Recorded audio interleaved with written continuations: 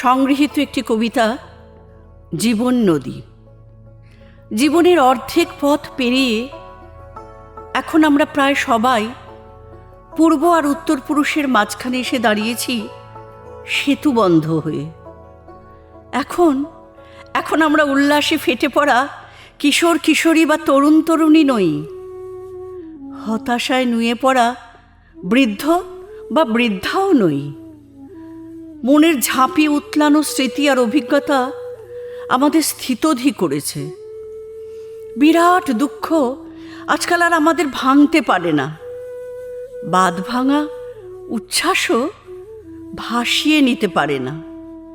আমরা জেনেছি সব মেঘই সিঁদুরে নয়, সব চকচকে বস্তুই সোনা নয়, সব শুরুরই শেষ থাকে, আর সব শেষের ভেতরে থাকে আর একটা শুরু।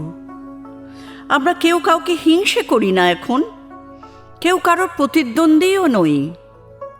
শুধু অভিমানী মনটা ঝলকে ওঠে কখনো সখনো, আবার বন্ধুর ফোন বা মেসেজ পেলেই সব অভিমান উড়ে যায় শরতের পেঁজা তুলোর মতন।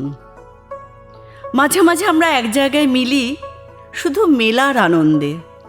আমাদের পুত্রকন্যারা কেউ পড়ুয়া, কেউ চাকুরে, কেউ বিবাহযোগ্য বা যোগ্যা, কেউ বা বিবাহিত, নাতি নাতনির মুখও দেখেছে কেউ কেউ।